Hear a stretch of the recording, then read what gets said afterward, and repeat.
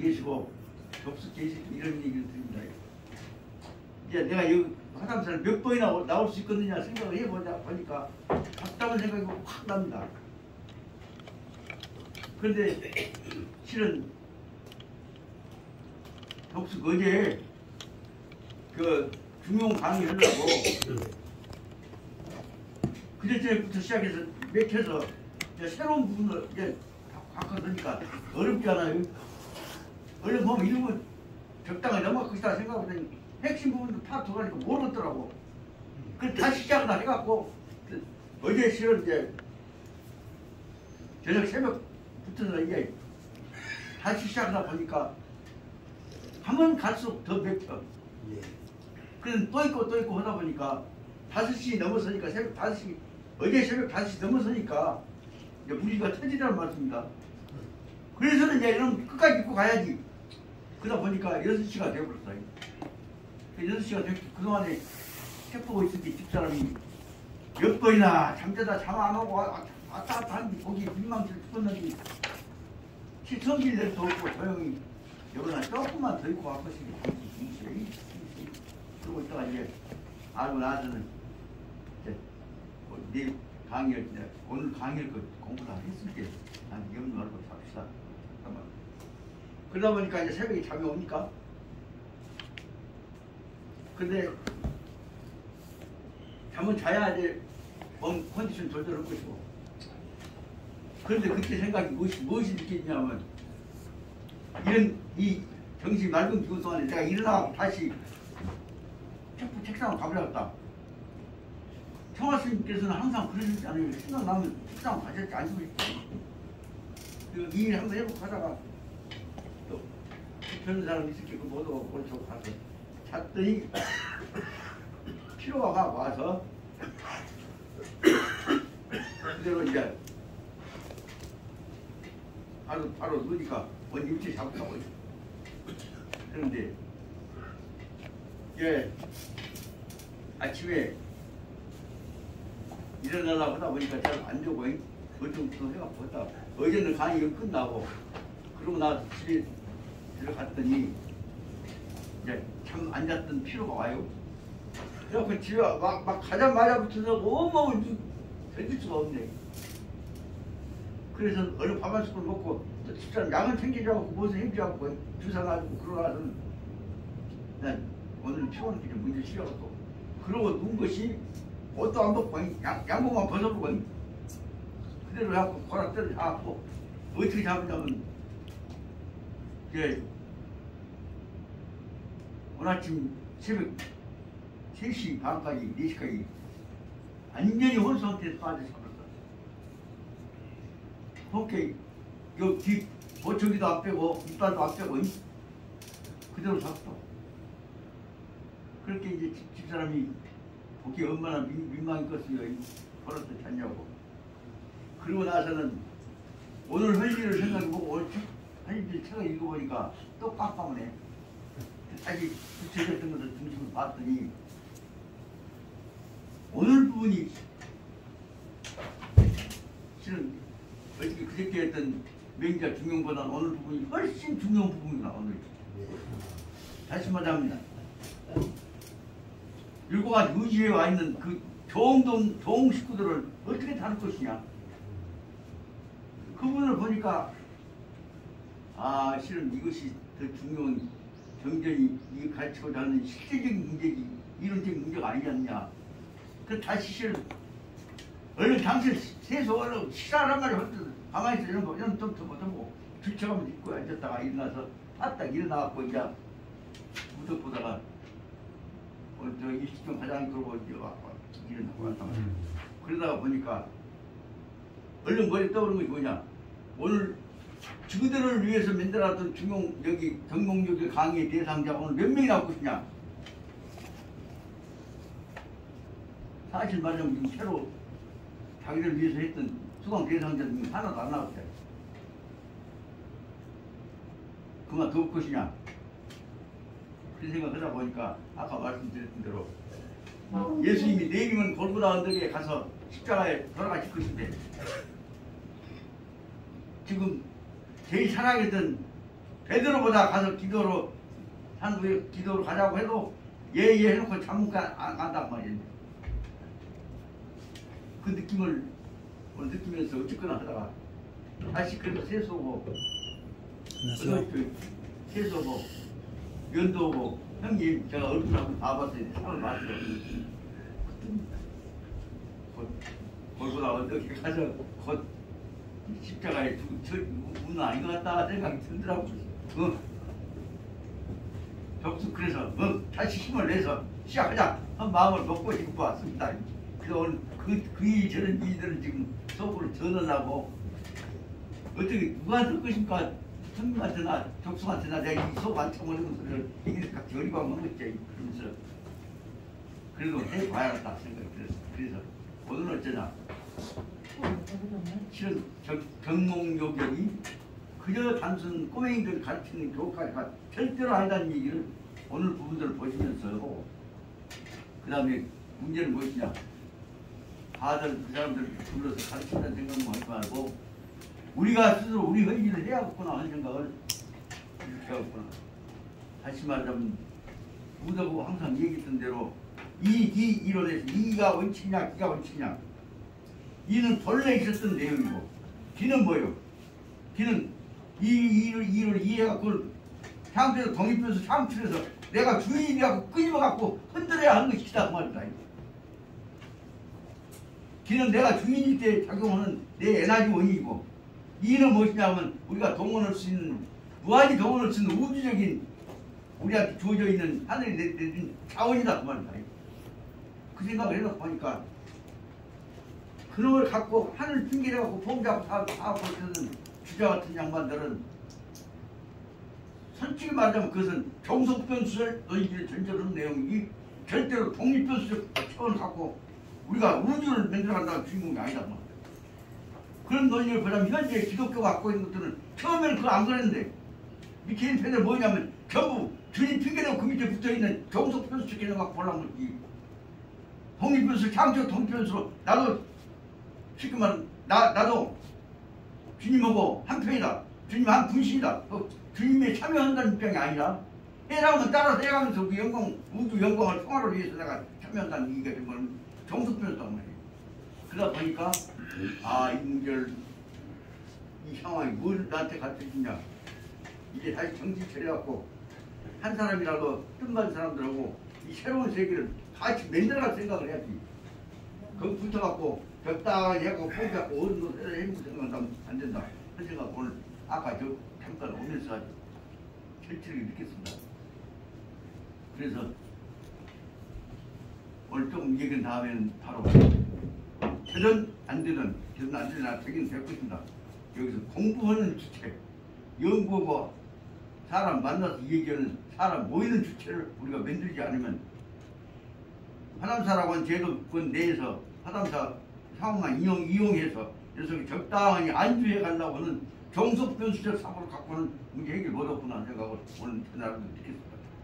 그러다 보니까 어쩌면 좀잘 나갈 수 있겠다 생각했습니다. 그래서 그 문제를 위해서 뭐냐 하여튼 강원 중심으로는 공부하는 조직부터 만드는 문제를 좀 이게 고개를 들여갔다는 생각을 판이 깨질지 아니면 성공하든지 둘 중 하나 빼앗다.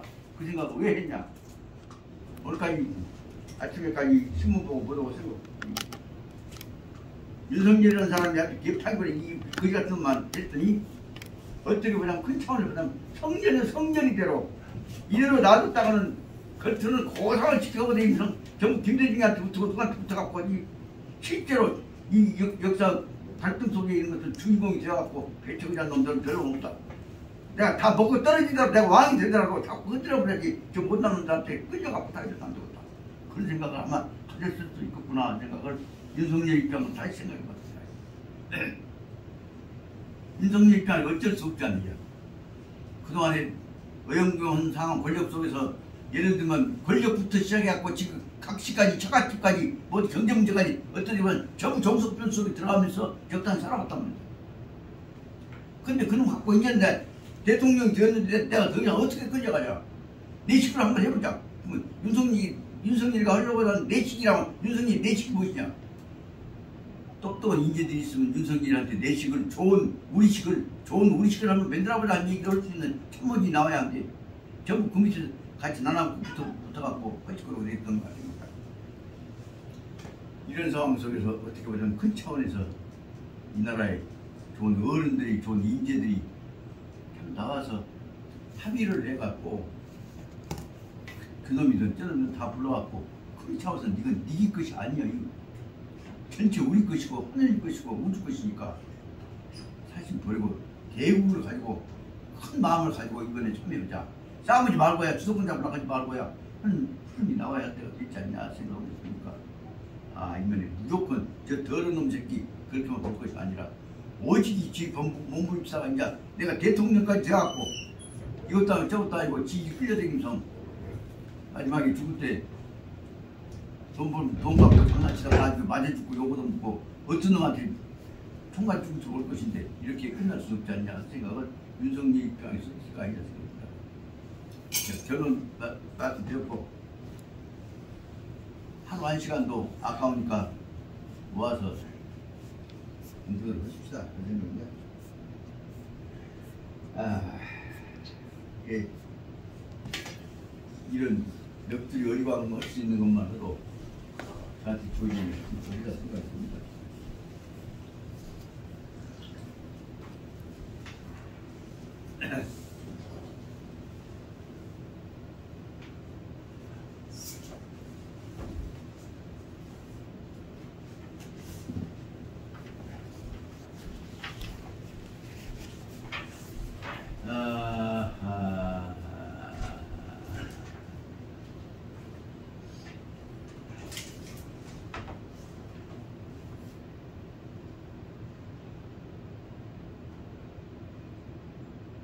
지난번에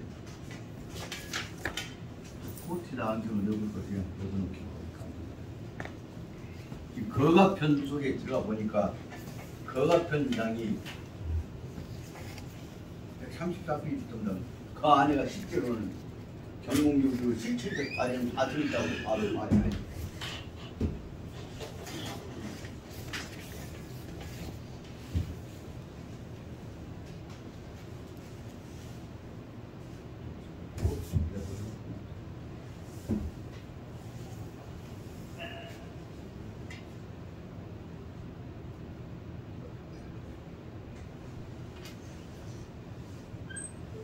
그래서 그 앞에까지는 제도적인 입장을 전제로 온 것이라고 본다면 여기 붙여서는 거가편 제8장 붙어서는 그 가정 생활에 관한 실천적인 과제 문제라고 볼 수 있지 않나 생각이 들었습니다. 그래서 거가편 제일 처음에는 거가편을 내용으로 나눠놨던 것이 134페이지에 있어 10개의 주제로 가정에서 이루어져야 할 가정에서 해나가야 할 내용들을 나눠갖고 설명을 하고 있습니다. 그걸 지난번 말씀을 드렸고 그 말하면 가정경영학, 가정경제학의 주제를 300년 전, 400년 전에 세상에 일곱 선생님께서 다 계도화해갖고 그래서 방향을 설명하신 것이 34페이지에 나오는 거가편 제8장 거가편은 제1절이라고 볼 수가 있다. 한 장 내기고 그 다음에 136페이지에다가는 한 줄로 써져 있습니다. 관혼지제라고 해갖고 가정의 중심이 되어지는 것은 주인, 관, 다시 말하면 den기 땄던 놈이 상투로 보이면서 집안의 어른 노릇하는 주인이 되는 의식을 가진 것과 혼자 아니라 자기 배필을 정해 짝꿍을 정해서 자식을 낳고 대를 이어가면서 한 공동체를 만든다고 하는 혼인제도와 그래서 다시 말하자면 관제와 혼제의 두 제도를 통해서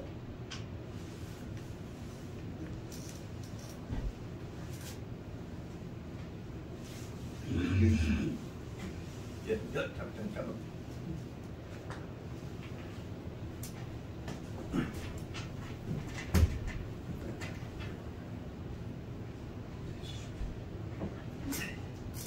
관제와 혼제를 통해서 가족 줄기, 기둥을 두 기둥을 만들어라. 그 문제를 갖고 가정 첫 기둥으로서 남자와 대필 기둥으로서 여자와 부부를 중심으로 해서 이루어진 가정이라고 하는 제도 기둥에 관한 문제를 정의해 놓은 것이 여기에 나오는 제8장 제2절의 136페이지라고 생각합니다. 단순히 그저 관혼제도는 의례에 의해서 흔들려서는 안 된다. 그 말 갖고 끝난 것이 아니라 적어도 경몽여기를 공부한 사람들은 여기 말하면 관혼제에 관한 이 작은 4페이지에 해당되어지는 율곡 그 관혼제에 관한 설명을 이해를 하고 넘어야겠다고 말씀입니다. 솔직히 얘기하면 이거 이 구절이 있다가 생각해 봤습니다. 주작 아래부터 시작해서 설명하고 있지만 그것이 문제가 아니라 남자가 중심이 되어야 한다고는 관제, 다시 말하면 집안의 주대가 되어야 한다고 하는 제도의 정신과 그 집에 들어오는 결국 혼은 남은 식구가 들어옵니다. 지금은 현재 두 사람이 부부고 있지만 남은 식구가 들어와갖고 남편을 중심으로 해서 이루어진 가정을 보필하는 내용이기 때문에 관혼제도 두 기둥에 의해서 이루어진 제도에 관한 설명이 얼마나 중요한 것인가를 당신 나름대로서는 수없이 많은 조선에 있어서 모순 제도를 다 체험하고 있으면서도 기둥은 분명히 세워나간 방향을 설명해야겠다 하려고 하는 몸부림치는 율곡 차원에서 이해를 해야지. 그렇게 이해하고 적당히 이제 율곡도 돼갖고 뭣도 그 제도 속에서 봉건제도 속에서 타협해가면서 이해를 정겨야 돼. 그런 식으로 볼 수 있는 것이 절대로 아니다. 이 속에서 결국은 율곡이 설명하고자 하는 중요한 내용들을 하나 보자면 이제 나무 식구가 들어왔고 그 집 식구가 되어가는 내용이 며느리 들어와서 받았을 때 며느리가 와서 그 앞에 남편 만나고 선자 끝이고 두 번째 시아버지 시어머니 만난 시아버지 시어머니 만난 제도가 얼마나 중요한 것인가를 율곡은 당신 속에 있는 피트니 소리 하고 있단 말이에요. 이 얘기를 여러분들 하고 싶은 것입니다. 여기 말하면 경공교결 속에 나오는 아까 가제 거가장에서 두 번째 해당하는 관혼제도가 얼마나 중요한 것인가를 설명하고 있는 율곡 뜻을 애정을 가지고 그 문장을 이해하려고 들어간 사람이 몇 시간이란 말이에요. 그러나 지금 있거든 말이에요. 오늘날 율곡 정신을 다시 받아들여갖고 어떻게 실천할 것이라는 생각하는 사람이 유리 몇 시간이란 말이에요. 그래서 생각해보니까 안 되겠다 싶어서 저는 그냥 넘어가 보려다가 다시 경몽여기를 갖고 시작한 내용이 그것입니다. 적어도 역시 화감사에서 시작된 경몽여기를만이라도 끝까지 이권에 넘어가야 한단 말이죠. 이해하고 넘어가야 한단 말이죠. 저는 어떻게 보냐, 한국 유림이 기반적으로 안 지켜고만 넘어가지 그런 거 갖고 몸에 넣어서 목숨을 걸고 지키려고 한 사람이 없단 말입니다. 그래도 한국 유학도 한 사람이죠. 세상이 율곡 선생 그리고 성호 선생 얘기를 하고 있는데 화남사 하는 데가 아무도 없습니다. 이런 뜻을 생각해보자면 그래서 저는 이 대목을 갖고 자꾸 잔소리하고 긴다고 했지만은 그 가장 문제를 다시 얘기하고 또 하고 하는 것입니다. 그 다음에 세 번째로 그 가장 이 8장의 3절에 해당하는 140페이지 좀 봐보세요. 가만히 있자. 소문생 도대체 받았나? 예. 네. 140페이지 좀 봐보죠. 여기도 물론 이제 어른들이 호남에서 광주 사람들이 지은 것이기 때문에 오만한 정성을 다 쏟아갖고 책을 썼습니다. 그 점에 있어서는 성벽여 선생이 썼던 이렇게 한국만 딱딱 요약해갖고 설명으로 달리 당시 정성을 넣어갖고 설명한 내용들이 제가 들어있는 책입니다. 여기 140페이지를 보자면 140페이지 보면 형제 여기서 바로 말하자면 주인인 남편과 아내와 사이에 의해서 이루어진 가정에 있어서 핵심적인 중요한 요소가 형제다. 형제에 관한 문제를 갖고 해를 찾아서 설명하고 있는 것이 형제는 갈라져 있지만 원 끝은 하나이니까 떨어져 있어도 원본만 하나라는 사실을 가슴에 간직하라 하는 얘기를 설명하고 있는 대목이 140페이지입니다. 이 대목도 문장으로 봐서는 아무것도 아닌 것 같은데 특히 저같이 옛날 형제 우위를 위해서 고생하시다가 가셔갖고 그 다음에 그 후에 오늘날 그 엄청나게 많은 우리 솔직히 말하면 우리 집에 한 재산이 얼마 되는 3천석입니다. 우리 증조 때 집안 재산 3천석구입니다. 3천석구이 그 다음에 지령들이 공평하게 나눴냐? 안 나눴습니다. 그러다 더군다나 제 큰아버지는 형님 우리 원 큰아버지는 재취까지 하고 아들 없이 돌아가셨습니다. 그래서 딸만 둘러놓고 돌아가셨습니다. 그렇게 돌아가시고 나서 마지막 큰어머니는 혼자 과부 생활하다가 딸 여고 있다가 그락들을 하다가 흔적없이 가셨습니다. 현재 그 처치에서 난 큰아버지 두 분 큰어머니까지 연결되는 거 명목상 큰 집으로 정한양 박사 큰아들 또 거기도 죽어봤습니다. 원래 큰아들 죽어봤습니다. 성기가. 그 다음에 지금 제주에서 나왔던 천기가 지금 서울대학 식약과 교수 후보가 되면서 가는 실제 우리만 많은 종속이라고 하지만 다 수없이 많은 집안 하지만 3천석 분이 그 내용 딱 받아갖고 서울대학 다니면서 아버지가 더군다나 서울대학 식약과 과장이고 한양대 병원장이고 그 덕에서 오늘 완전히 한국 식약과에서 최첨단 가고 있다가 이제 물러났지만 그 대갈통 속에 들어있는 천기의 사명감이 공동체와는 사명감이 얼마나 있습니까? 이런 대목이 현재 우리한테 주어져 있는 건 헛겁다고 나타나는 것과 속에 들어있는 것과를 생각해가면서 이 일을 실천해야 할 생각을 우리한테 학문을 통해서 교육을 통해 가르쳐줘서 그 정신을 전해줘야 하는 것이다 말입니다. 그런데 그 정선이고 모든 권한과 명의를 다 받았던 천기가 원래 말하자면 지가 아버지가 소속으로 되어 있는 지가 아버지가 할아버지한테서 큰할아버지한테는 지가 아버지가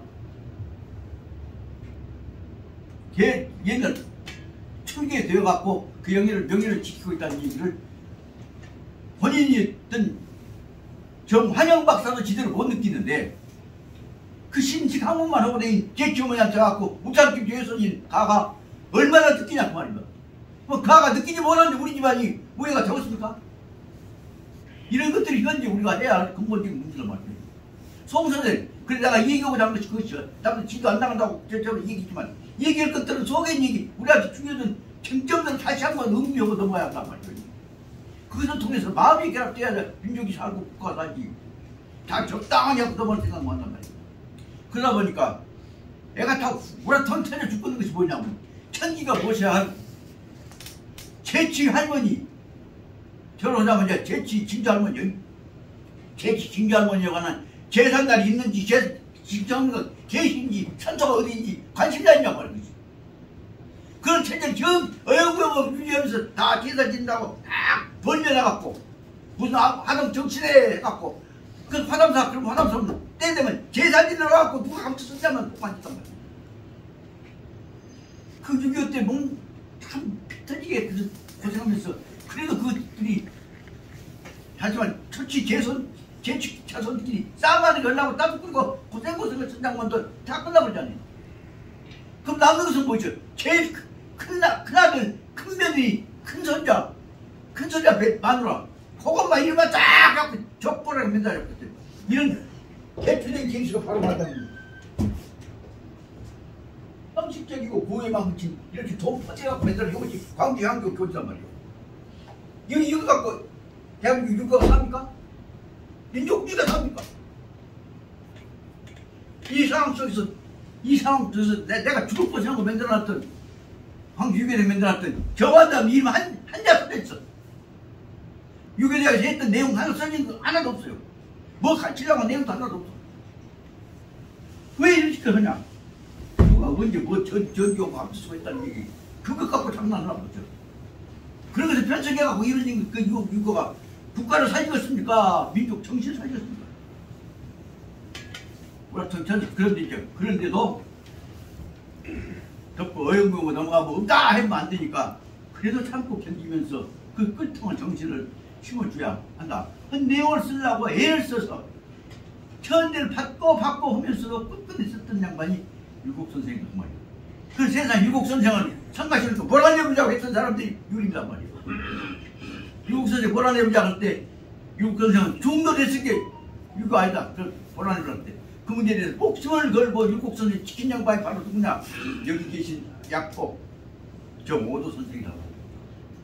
근데 오도 선생이 율곡선생뿐만 아니라 결국 서호 선생과 더불어서 무인족정기 정치를 지켜왔던 분들 지키자 한 목숨을 걸고 많은 소를 낸 분이라는 얘기를 좋은 고생을 하고 썼는데 많은 소를 썼던 여기 말하자면 율곡선생 모신다고 했던 약포공 이분 많은 소에 대해서 알고 있는데 하동 정가도 자손들이 몇이 되냐 말이야. 김치선은 뭐입니까? 아 여기 화담사원에서 그 율곡선생 모시자고 했던 많은 소를 했던 그가 약포가 그가 했던가? 아 약포는 딴 데 있는데 임치가 따랐어. 그따구 써니 자손들이 오고 다 그러는 거야. 이것이 어떻게 보자면 아까도 말씀드렸던 대로 내일 모레 예수님께서 골고다 언덕에서 십자가에 묵떡 주실지라 그걸 생각하면서도 그러니까 오늘 가서 내일 집회할 것이니까 오늘 가서 같이 기도로 가자 하는 얘기를 베드로한테 얘기했는데 베드로가 자목게 못 가겠습니다 한단 말이야. 얼마나 화가 남게 그러지 말더니 참은 내일 자도 되지 않느냐. 그것이 예수님이 간절한 나무 동지를 심어놓고 가려고 몸부림쳤던 예수님이 베드로한테 그러지 말던데 베드로는 그 뜻도 모르고 예 같이 갈게요. 근데 오늘 못 가겠습니다. 잡아 죽겠습니다. 이것이 바로 말하자면 그 마지막에 기대를 걸었던 그 터전에 관해서 그 붉은 정성에 대해서 계속 계산하고 산 사람들한테는 멍뚱아리한테서는 뭐를 있는 것이다. 그렇게 다른 건 모르겠습니다. 그래 뭐 기억이 납니다. 참은 내일 또 잡 수 있지 않느냐. 오늘 안 가면 언제 또 언제쯤 온단 말 참아 보고 계신단 말이야. 나는 내일 죽을 것이라는 얘기를 참아 못 얻으시고 계신 말이야. 이런 뜻을 생각하다가 오늘 지금 가만히 볼게요. 우리 송생 오셨지만 송생도 안 오실 걸로 알고 여기 정성들에서 사람 키우자고 만들어놨던 여기 강원 내리고 여기서 경목역을 강의한다더니 경목역을 듣기로 대상으로 했던 학생들은 하나도 안 왔단 말이야. 모른단 말이야. 이것이 민족문화 예산 쓰고 폼 잡고 잡아주는 거 있는 이것이 바로 말하면 한국 전통문화예요. 오늘 있는 것은 명분과 형상을 유지하는 실질적인 생동하고 있는 내용을 살리하는 것이 아니에요. 그러니까 이기원에서 이라고 하는 기본적인 체계를 만들었고 그 실적 활용하고 키워나가는 역할을 하고 있는 장제도 독립변수인 키 문제에 대해서는 수반록이 별것이 아니니까 다 참담단 말이에요. 그래서 생각하기에 이기론에서 기는 뭐냐? 이는 본래 존재하는 주체가 없는 객관적 사실일 뿐이고 다시 말하면 소여된 주어져 있는 여건일 뿐이고 그것을 끌어가고 만들어가고 있는 주체성의 대상은 뭐냐면 기라고 말이에요. 그래서 그걸 갖고 양양하게 해서 이긴다거나 그 후에 나왔던 것도 뭐냐면 자기적 변수를 창출해왔던 움직이고 있는 그 내용을 맹자가 말하자면 백성 밑바닥에 있는 백성이 주인이지 밑에 깔아놓은 것이 천지가 이지가 주인이 아니다 얘기를 하고자 한 것이다. 맞아 죄송합니다. 그래서 여기 글에는 예 앞에서는 이 아까 말한 두 번째 설명했던 대로 관헌이라고 하는 제도를 두어서 36배인데 관은 그 집을 끌어갈 수 있는 주인공의 기본적인 자격에 관한 상투고 볼 수 있는 주인의 탕기이고 그 다음에 헌은 바깥에서 지기식구 아니 농식구 불러다가 반드시 나무식구 불러다가 짝꿍을 만들어야 하니까 만들어야 그 제도 속에서는 헌은 무엇이냐 그 식구에다 감투 쓴 향투 꼽은 사람한테 짝꿍을 반드시 데려가고 나무 식구가 들어가고 둘이가 이루어져서 새끼 낳고 사는 공동체를 만든 것이기 때문에 이번에 중요한 문제가 관헌을 통해서 가정의 실질을 맺는 것이 굉장히 중요하다. 그것을 설명하단 말이다. 그럼 거기서 관헌에서 이루어진 주체가 자기만이 아니라 대를 이어서 활동을 아까 장수적 변수 움직일 수 있는 동체를 만들라고 한다면 거기서 나온 것이 바로 뭐냐 그러면 자식을 낳아야 한다. 자식을 낳기 위해서 또 지켜야 할 자식이 하니까 형제를 중심으로 한 거죠. 형제 말고 가시는다는 거예요. 다 시집가고 농식구 돼야 할 것이니까 여기서 중요하기는 하지만 그 아버지 어머니 뒤를 이어서 집안을 보조 계속 지켜나가야 할 계속 계승적 주체가 아니잖아요. 딸내미들은 그걸 중심으로 해갖고 여기서 그러면 아버지 어머니를 지켜서 환혼을 통해서 지켜나가야 할 공동체 뜻이 바로 뭐냐 형제라고 하는 것을 알아둬야 한다. 그럼 형제는 다시 그 형제가 너무 시집가면 너무 집 가서 그 집 가서 또 새끼들 낳고 하니까 형제가 되니까 그 형제는 이 집에서 친정에서 형제를 배워갖고 가라 내용을 설명하려고 한 것이다. 그 형제에 관한 얘기를 갖고 형제가 깨지면 아무것도 안 된다는 얘기를 갖고 설명하고 있는 것이 140페이지에 있는 6째 줄, 7째 줄에 되어 있습니다. 그 되어 있는 대로 보면 형제는 지금은 갈라져갖고 남이 되어 있는 것 같지만 끌통은 하나에서 나왔이야. 형제는 끌통은 하나에서 나왔으니까 지금 떨어져 있지만 원덩치는 하나니까 갈라져서 안 된다. 형제 우애에 관한 근거를 여기 설명하고 있는 내용이 짧지만 140페이지 아니야.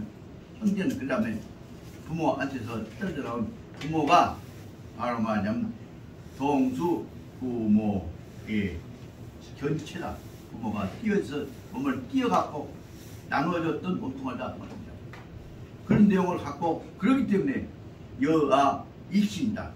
너나 나나 합쳐놓으면 다 원래는 한 덩치가 발전해갖고 갈라진 것이기 때문에 여기서는 서로 간에 형제 간에 잘난 놈 못난 놈 잘난 놈 못난 놈 건강한 놈 나쁜 놈을 한 덩어리로 보고 받아들이는 마음 준비를 해서 지금 발전적으로 갈라져 있지만 원덩치는 하나다는 걸 가지고 마음 준비를 해서 형제 힘이 갈라지지 않도록 해라 하는 얘기를 설명하려고 이 대목이 짧지만 140페이지 짧은 문장 속에서 유국 선생이 그 형제가 갈라져서 못 써야 한 대목을 설명하려고 한 내용을 보면 문장으로만 보면 아무것도 아니고 그렇지만 이 내용을 보다 보면 얼마나 그 정성 들였는지를 알 수가 있습니다. 그래서 같은 형제 간에 누구는 잘 살고 건강하고 누구는 춥고 배고프고 누구는 병들이 죽고 그럴 때 어찌 그 것이냐. 그럼 거기서 그 형제들이 남기는 새끼들도 또 내 새끼로 봐야 할 거 아니냐. 그 대목을 설명하기 위해서 애를 쓰고 있는 것이 이럽니다. 이런 대목들을 역사적 사실이란다거나 가까운 예를 통해서 설명해 주지 않으면 애들이 받아들이겠습니까? 그러니까 솔직히 제 느낌도 말씀드리자면 할머니가 계시고 어머니가 계시고 그동안에 죽고 고생을 하고 해서 키울 때는 특히 어머니 6.25 때 고생하셨던 어머니 밑에서 컸던 형제간들은 완전히 분신이 아니라 내 몸입니다. 제가 솔직히 말씀드립니다. 아버지 얼굴 모르고 있다가 아버지 납북되신 후에 낳았던 내 막둥이 동생 나하고 10살 차이다. 나하고는 속으로는 말하자면 한성이는 내 분신입니다. 근데 그건 말 안 듣고 고집대고 하면 어머니 속상하시니까 너 이리 와. 너 어머니 앞에서 너 말 안 듣고 어떻게 그러면 안 되겠다. 너 들어가서 반성하고 둘이 매를 맞자. 때리려면 여기서 때려. 왜 어머니한테 어머니 소리 안 듣게 하려고 머리가 때리려면 가. 그걸 대들어. 그러면 내가 때리면 네가 악쓰면 어머니가 들으실 때 속이 편해지거든요. 내가 너를 때리더라도 네가 악쓴 소리 어머니한테 안 듣게 때리고 싶겠다. 골방으로 가야. 내가 여기서 때려! 그러지 말고 가. 나 안 때릴게. 반성하자. 너 골방에 가서 문 닫혀놓고 지금 문딱 닫고 앉자. 그러면 회출 갖고 오냐.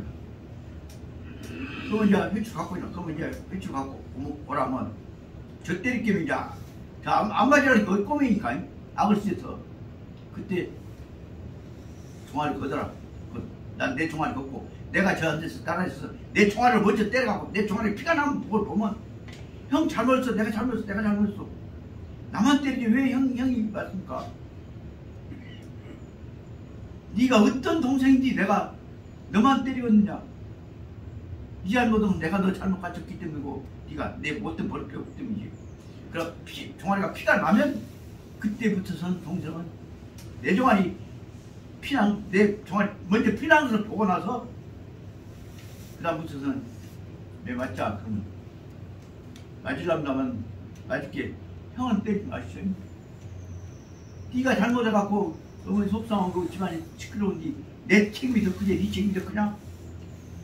그때 문제는 뭐냐. 그렇게 해서 키웠던 막둥이 동생하고는 저하고는 지금 아무리 떨어져 있어도 한마음 한뜻입니다. 근데 그 밑에 중간에 있었던 욕심쟁이, 지금 미국에서 라스베이거스 사는 놈, 그놈은 욕심 있어갖고 지 욕심 챙기다 보면은 안 볼 때는 살짝 지 밖에다 파방풀하고 들어간단 말이야. 근데 그 중에서도 특히 솔직히 말씀드릴게요. 유씨 집안에서 온 형수가 들어왔고 욕심 챙기기 시작하니까 몽옥씨가 다르잖아요. 그러니까 그 형님 사이에서, 형님과 형 사이에서 난 조카들이 떨어져 나왔고 지금 어머니 배우다 보니까 형제간에 있어서 벌써 우애보라는 지목 챙긴 것이 형수 때문에 장난이에요. 지금 영향을 받아. 그러다 보니까 그래도 이제 큰 옹규는 할아버지 법 위에서 집안 배워서 특히 할머니한테 배웠기 때문에 집안에 관한 것 때문에 이해관계를 딱 참아버리고 포기를 하는데 둘째는 안 그런단 말이에요. 근데 둘째는 안 그러는데 그러다 둘째 놈 속에서 그놈이 떨어져 나왔고 지금 뭐 전화기 양상한다 돈 많이 벌어져 버리니까 가는 경영을 하다 보니까 집안에서 고쳐도 지금 할아버지 정신 내지 집안 정신 이은다고 하는 것보다는 아버지 정신은 어머니 정신이 있고 그 다음에 지목 챙긴다는 짓이 많아요. 그것이 벌어지고 나니까 그것이 순간에 그런 자식 새끼들한테가 영향이 와버리니까 결정적인 상황을 보자면 동규는 철저히 할머니 영향받고 할아버지 생각하면 돼요. 계기부터 그 밑에 딸내미들 있죠. 딸내미들은 바로 누구 영향을 제일 받아? 어머니 영향 더 받지. 그러니까 딸내미들 와서 수속 챙기 시작해버리니까 파업해갖고 그냥 회초리 들어도 소용없어. 그런데 이제 그 중에 큰 딸내미 동화가 마치 법대 나온 놈들이 제일 잘생긴 똑똑한 놈이고 좋아서 내가 판사해갖고 거리 결혼시켜갖고 그놈이 판사로 오고 있으니까 그놈 생각은 장남이 영향 생각해갖고 집안 우애 생각해갖고 욕심을 절제를 해가면서지만 나머지는 벌써 퇴거가 달라요. 다시 말하면 갈라지기 시작할 때 나무 식구가 들어가고 갈라지기 시작할 때 집안 우애가 깨져버립니다. 그것이 제일 첫째 나타나는 것이 어디서 나타나냐. 내가 소금서 터놓고 얘기할 때 아까 형님 큰형님이 정환영 박사 그 첫 부인이 이혁 선생 따님, 둘째 따님입니다. 근데 어쩌다 그냥 봐 일찍 돌아가셨단 말이오. 이혁 선생하고 그 따님하고 사이에서 난 아들, 딸이 형제 나누고 돌아가셨어. 그 아들은 여쭤보고 있다 사고로 죽었어. 그는 경선인데 그 큰 딸은 지금 미국에서 살 사람. 근데 벌써 거기서 딱 멀어져버렸게. 그 제출 오신 분이 향상 우상집중에서 오셨단 말이에요. 정환영 박사. 거기서 이제 아들 둘, 딸 넷 낳고 오남매 낳고 아주 가들이 참 아버지 덕분에 아주 딴 데는 전부 다 의사 박사 돼갖고 병원장 부의도고 해.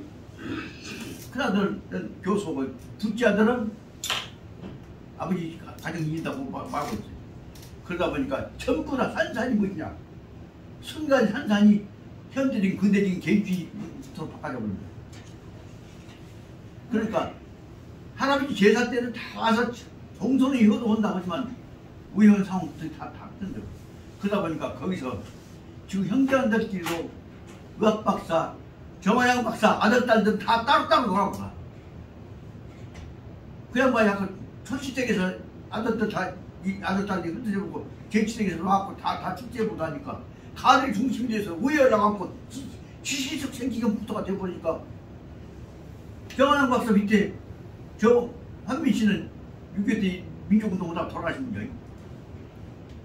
한국씨, 한상씨, 그 똑똑한 한상형이 돌아가셨고 나니까 다 깨져버렸네. 그 다음에 그 한상형 밑에 있는 똑똑한 향수기 현자 1등간의 여자들도 다 하나 미국을 찍고 하나는 대통령 구속식을 찍고 다 떨어져버렸다. 결정적으로 중요한 문제는 다 출세하고 잘 살면 흩어지게 되겠지만 그래도 문제 같으면 들어오신 분들이 아니 식구들이 동서들이 우애해야 형제간도 우애가 됩니다. 그러니까 나 그런 생각을 합니다. 좋은 집이 명문가에 좋은 사람 골라갖고 혼사해놓고 보면 그 여갓집 보니까 유지하려고 하다 보면 대부분이 우애가 다 깨져버려요. 그래서 이거 옛날 그러면 지금 우리 양지도 못 살고 가난한 사람들이 중심이 되었던 전시들이 있단 말이에요. 담양 전시들이.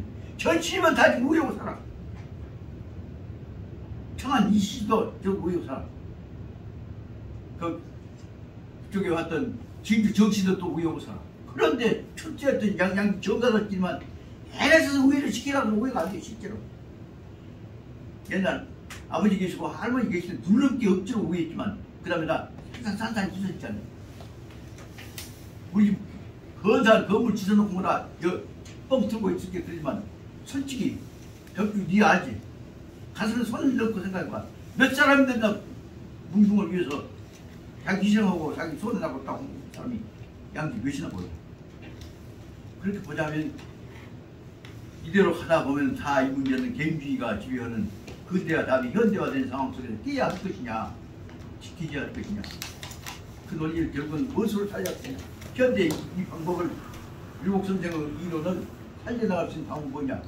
협동조합 이론 갖고 협력체제 문화적인 정신적인 협동화 운동으로 연결시키면서 그 학문적 매니를 연결시키는 방법도 없지 않냐 이 생각을 하게 됩니다. 그 속으로는 제가 진주 가서 여기다가 하담사 협동조합에서 상담했을까 하다가 보니까 안 돼요. 그것이 더군다나 여기 문경공 초수님께서 하셨던 말하자면 경공교결 농사직선을 통해서 이루어지는 농업정책 기초를 만들었으면 이것은 반드시 무엇이 붙어야 해? 농업협동조합이 붙어야 해. 이런 것들에 관한 거 해야 할 텐데 여기 솔직히 말하자면 지금 농사직선에 관한 책 하나 제대로 본 게 후선도 없잖아요.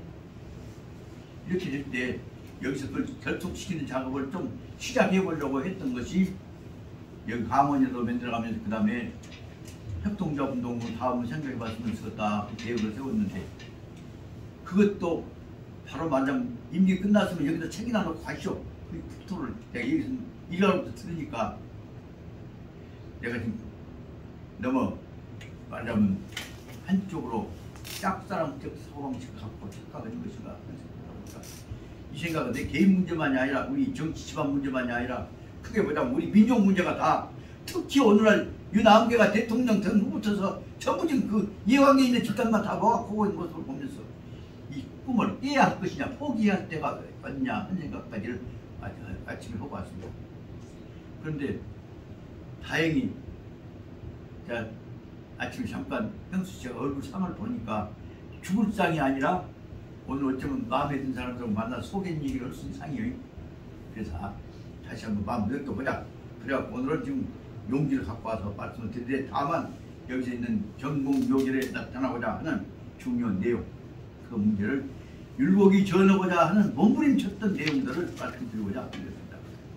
특히 율곡은 우리가 한 가지 알아야 할 것은 태계선생하고 대조대진 율곡선생은 무엇이냐. 율곡선생은 양반이지만은 가난하게 살았고 결정적으로 중요한 문제는 율곡선생이 느꼈던 것은 자기 아버지가 첩이 셋이에요. 거기서 나왔던 그 서자 출신들 집안들 그 나름은 자기 형제간들 다 천시점이잖아요. 그것을 율곡은 다 품었다고. 그래서 율곡이 그 가난한 지금 아버지한테 난 그 형제간들 그 사람 먹여 살리기 위해서 결국 몸부림치면서 돈 모르니까 어찌 먹을지 모르겠어. 요새 말은 너무 먹을지 모르니까 시반씩 먹여 살릴 것이 보여. 국가에서 감투를 써갖고 녹을 받아먹어야 하잖아요. 그래서 율곡은 녹을 받아갖고 집안 식구들 자기 형제간들 먹여 살리기 위해서 48, 49세까지 녹받기 위해서 몸부림치면서 몸말을 건강 나쁜 사람이 하다가 보니까 결국은 천수를 말 못 누르고 돌아갔었단 말이다. 그럼에도 불구하고 내가 기억하기로는 율곡은 당신 가족 재산을 전부 다 서울 관계없이 형제간들끼리 똑같이 분분해서 자기 재산 결국 아버지 재산 명의로 해놓고 다 형제간들끼리 다 분분해서 향수 분재 분급을 다 같이 했습니다. 그런 점에서 보자면 어떻게 보자면 그 어려운 봉건주의적인 계급사회에서 한상 구별된 사회에서 그래도 민본주의 민주주의를 실천해보려고 생각자적 노력을 했던 분이 율곡이라는 생각이 어디서 나오냐. 잘은 못 나와. 율곡전 읽어볼 때 나와야죠. 그런 점에서 보자면 그런 뜻이 바로 형제간에 하는 문제. 그 다음에 두 번째 142페이지 보자면 이제 자식 새끼 키우는 문제, 부부간의 문제. 오늘 그 다음에 145페이지 보자면 애기들 나와서 어렸을 때부터 꿈이 교육할 때부터 설명을 주시고 오늘 마지막으로 오늘부터 아주 집중적으로 설명을 나온 것이 148페이지에 나오는 계급적으로 떨어져 있는 천민, 지 밑에 들고 있는 천민들인 이 노복, 비복에 관한 문제를 어떻게 다루어서 지 집에 있는 천둥이 요새 말하면 일꾼들이란다거나 옛날 말하면 부업대기란다거나 머심의 종, 가신의 종, 종들까지를 종복을 어떻게 해서 한 식구로 포용해갖고 가정 공동체를 맺어갔던 것인가 하는데 뭘 설명을 하고 있다. 네, 장부터 얘기했던 것은 다 설명하기가 어렵지만 중요 문제는 다시 말씀드리자면 꼭 말씀드리고 싶습니다. 경목역에 읽을 때는 꼭 읽으라고 하고 싶은 대목이 앞에 있는 것보다는 실제로 말하면 제 8장이 거가장 붙어서 같이 살고자 같이 생활하는 동안에 역할 담당하고 협력하는 체제를 어떻게 할 것이냐 문제를 세상에 3,400년 전에 미국 선생이 얼마나 자세하게 썼느냐 하는 문제가 여기 말하는 거가장 제1절입니다. 송 선생님, 제가 지금 시를 갖고 말씀드리니까 여기 134페이지 나온 거가장 제1절에 관한 문제가 가정 경제에 관한 문제를 율곡이 나눠 10가지 항목으로 나누는 것이 거가장이란 말이에요. 자, 내가 이 말씀 들은 좀 어이없이 듣기 바랍니다. 이 뜻이 얼마나 중요한 것인가를 경목역에 가르칠 때 누가 어떤 선생이 얼마나 설명했습니까? 실은 이 안에서 보자면 못 살면 못 산 대로 잘 살면 잘 산 대로 가족들 공동체다. 자기 역할을 담당하기 위해서 이렇게 맞대야 한다. 그 내용을 아주 고구정명하게 애타게 설명하고 있는 대목이 134페이지에 나오는 거가장의 제1절 같이 사는 사람들은 집안에서 꼬맹이부터 시작해서 노인네까지 자기 담당할 일을 다 충실히 성실해서 가정 공동체의 소임을 다해라 내용을 설명하고 있고 그러려면 가정 공동체에 있어서 혜택을 베푸는 데 있어서 늙은이 젊은이 노소 관계없이 다 균등하게 나누어서 다시 말하자면 요새 말하자면 복지를 균등하게 분배해라 한 대목을 전제로 꽂다. 가정 공동체 복지 분배에 관한 균등 근본의 내용을 설명하고 있는 내용을 여기서는 내가 보기에 애같하게 그것을 갖고 원하는 가난한 사람들마다 해보라고 하고 싶은데 미국 선생 경목역을 가르친 선생이 그 뜻을 모르는데 취지 넘어가 버리는데 누가 이 얘기를 합니까? 쉽게 말하면 경목역 속에서 가정경제에 관한 원리를 설명한 것이 뭐냐? 여기 말하면 제8장이란 말이에요. 거가장이란 말이에요. 거가장이 가정경제에서 통해서 못하고 가난한 사람들이 협동해가면서 가정을 공동체를 만들어야 한다. 그 내용을 설명한 것으로 얘기해 줄 사람이 몇 분이나 있습니까? 우리나라에서. 지금도 뭐냐면 경목역에는 꼬맹이들 그저 갇힌 한문책 천자문 보충표에다 된 것처럼 넘어가고 앉았단 말입니다. 국가를 건국한 것에 관한 중요 문제를 설명하고 있던 삼봉 정전 선생은 조선경국전이야말로 조선조에서 헌법이다. 민법 헌법이다. 이 얘기를 설명해도 조선경국전이 솔직히 말하면 유림에서 보급이 됩니까? 대학에서 강의를 합니까? 송 선생 전남 법대에서 내가 조선경국전 갖고 대학 4학년 내지 대학원에서 아니 전부 전국 과목 넣어서 강의했네. 그런데 유림에 있는 사람들한테 얼마나 보면 조선경국전 삼봉이 그 졌다고 하니 삼봉이 그걸 조선경국전 갖고 해갖고 뭐 이기다가 그로 인해서 결국 바보냐한테 맞아 죽고 쫓겨나고 말았단 말이에요.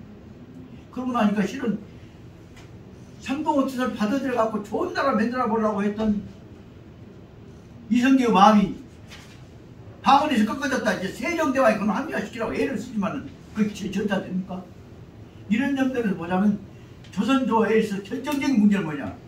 정신적인 문화적인 자존을 지켜나가야 할 법통을 정신적 정통을 지켜나가야 할 유림이 개똥인데 전부 양마병자 변살병자를 갖고 저는 못 지켰단 말이다. 그리고 또 뭐 해보려고 그러면 정함 조광수 같은 양반들 잡아다 때 죽여보고 사형이나 매겨보고 이런 점에서 보자면 조선에 있어서 특히나 송산 이익 잔소리라고 하는 것은 조선조 문제는 조선 정신사적 정통성에 관한 확실을 갖고 이끌어가는 학자들이 나와야 한다 말이에요. 그렇게 그렇게 나 공부도 하는 내가 마지막에 내가 얼마 사도 모르지만 마지막 골고다 언덕에 내일 올라갈 것을 걱정하고 계신 예수님 핑계 내가 그때 보고 쓰는 것이. 그래서 이런 뜻에서 말하자면 그가 편이야말로 실제로 보자면 혈통이 없는 가정 공동체가 노예까지 넣어서 아래 것들까지 데리고 나와서 다 이루어지고 있는 공동 생활하는 사람들끼리서 협동에 관한 원리를 가정 경영학, 가정 관리학 입장에서 정리했던 것이라고 볼 수가 있다. 그 정도로 이제 앞에 것까지 다시 말합니다. 그래서 다시 말하면 제 8장의 3절 140페이지 나온 것은 형제가 우애해야 한다고 한 것뿐만 아니라 형제를 이어서 그 형제들이 낳은 자식 새끼들까지 조선대까지 대대로 가정 우애한 원리를 뿌리가 하나하고 라는 뜻을 가지고 애를 써서 설명하고 있는 것이 내용이다 보니까 그 내용에서 보자면 아침에 다시 읽다고 깜짝 놀랐습니다. 140페이지 이거 본문 밑에서 새끼들 넷째 줄 보자면 옛날 어른들은 바로 집안에다가 재산 쌓아놓고 지금만 잘 살고 하는 것을 중요시하지 않았다. 우애하지 않으면 안 된다 한 내용을 아주 자세하게 설명하고 있어서 틈만 있으면 요 대목 갖고 좀 이 부분 갖고 철저하게 어느 기회 있으면 여기 학교 학생들 모아놓고라도 한 부분씩 전체를 모르지만 한 부분씩이라도 가르쳤으면 좋겠다 생각을 했습니다. 그 다음에 한 장 넘기고 보면 142페이지가 어느 날 학자는 이 페이지 어느 학자에서 중요한 문제는 뭐냐면 부부간에 금슬이 좋지만 부부간에 금슬이 좋다고 해갖고 잘못하다 보면은 자식 새끼들한테 속 빌찍거리게 해서는 안 된다는 부분이 4절이다 그 말씀이에요. 이것은 실제로 말하면 연구에 가면서 같이 한 중요한 대목입니다. 누구나 다 마찬가지입니다만 자기들끼리 좋으면 부부간에 금슬이 좋으면 자식 새끼들한테 속 빌찍거리 다 하잖아요. 저 솔직히 말씀드립니다. 우리 아버지하고 어머니하고 금슬이 참 좋으셨다는 얘기를 언제 듣냐. 어렸을 때 아버지하고 어머니하고 부부생활 하시면서 내가 둘째 아들 내가 제일 이쁘게 꼭 두 분이 주무시면서 사이에다 가운데다가 나를 데리고 이제 주무셨단 말이다. 그러면 나는 거기서 아버지하고 어머니하고 그 금슬이 좋은 것이 서로 애하고 사랑하고 공경한다는 것이 무엇인가라고 보고 배웠죠. 그러면서도 어쩔 때 보면 세상에 아버지도 어머니도 이런 속은 사람들인데 현재 보기 느끼실 때가 있지. 그러나 지금 들여다보면 그때 그 연세에서도 자식을 꼭 사랑하는 자식을 기대를 하고 옆에다 끼고 주무시면서도 그것을 보이고 싶었던 것 같아.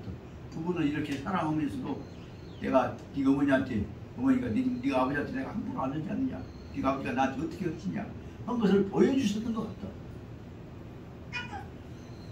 오늘날 와서 젊은 사람들 대부분 그 대목 함부로 할 거 아니야. 그 대목을 부부간 생활에 있어서 함부로 하지 않으려고 그렇게 부부간에 금슬이 좋은 모습을 하고 또 아버지 속 안 상하게 하려고 아버지 어머니 속 안 상하게 하려고 애를 쓰면서도 절도를 지킨 모습들을 보여주신 모습을 나는 지금도 어렸을 때 그 모습을 지킨 것 같다. 어떻게 그거 나타나느냐. 지산면 면사무소회가 옆에가 명주조장이라고 주조장이 있었습니다. 유명한 명노근 교수라고 하는 전남대학 연구과에 유명한 양반이 있습니다. 그 양반이 이제 5.18 운동 때 앞장선 양반이 같이 되는데요. 근데 명노근 교수 아버지가 유명한 이제 기업도 잘하지만 바람둥이. 그래서 그 양반이 자기 부인 외에 첩이 둘인 것이 있을 것 같죠. 그런데 자기는 첩이 있고 그런데 이제 제일 좋아하는 사람이 그 명주장이 명사에 제일 좋아하는 사람이 아버지냐. 우리하고 친구예요. 그 친구가 무엇이 되어나오니까 자기는 맨 헛짓거리고 다니는데 아버지는 이제 충고를 심하게 한 거지.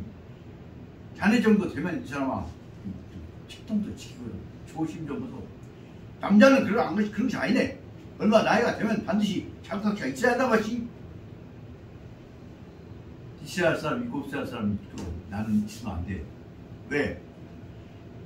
내가 18살에, 아니 15살에 장가를 가가지고 18살 먹은 부인이 처음 부인이 오셨는데 거기서 15살 먹은 사람이 뭐 어쩌시 그런데 똑똑해갖고 얼마 지난 동안에 거기서 딸만 둘을 낳고 18살에 시집 오셨던 우리 처치 어머니는 23살에 딸 둘 낳고 돌아가셨어. 그러니까 아버지가 20살에 세상에 딸 둘 낳고 상처에 20살에 그 핏덩이 둘을 어떻게 키울 것이 할머니가 키울 것이 혼자 계신 할머니가 그렇게 여기서 수습을 해갖고 좋은 교수 골라갔다 해갖고 저 화순 이항에 있는 여기 안치집에서 그 좋고 좋은 해남 민씨 옛날 민지사 있지? 미영남지사 첫치 큰 어머니요. 미영남지사 제일 큰 누나를 바로 화순 우리 여갓집에 우리 외할아버지한테 여워서 거기서 난 그 큰 딸이 다시 말하면 미영남지사의 큰 딸의 큰 딸에서 난 첫 큰 딸이 우리 어머니요. 그렇게 이제 집안 조문해갖고 우리 집안에서 그냥 3천석이고 그렇게 괜찮았지.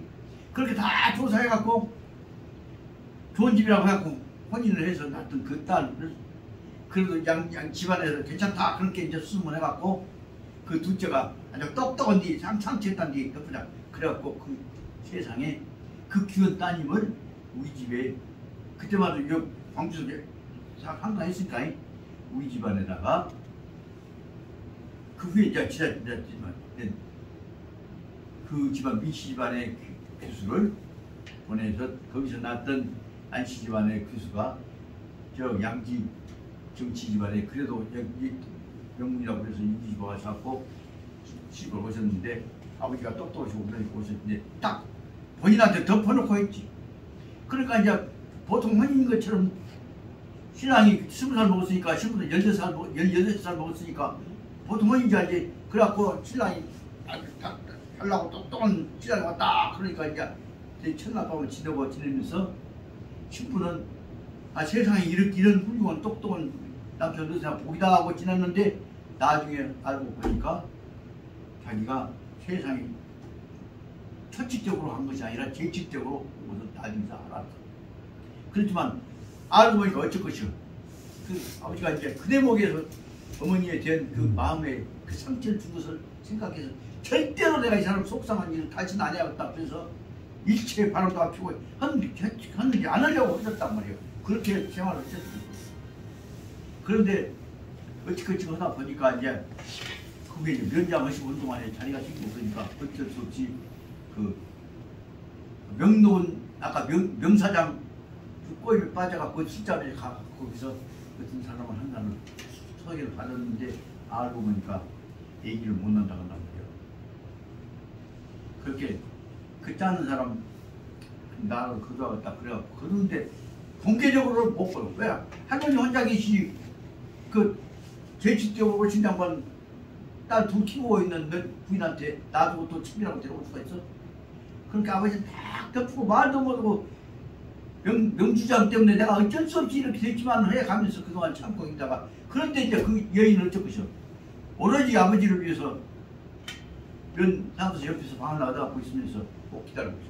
그게 나는 이제 지산초등학교를 아버지 자전거 타고 입 받아갖고 이제 둘째인 내가 자전거 뒤 타고 면사무소 내려갖고 이제 지산학교까지 걸어가니 딱 내리면 거기서 나가갖고 어떤 젊은 이쁘게 생긴 젊은 부인이 와서 부인이 뭐라 난 학교에 면에서 지금 누가 직원이 와서 맞은 줄 알았다고.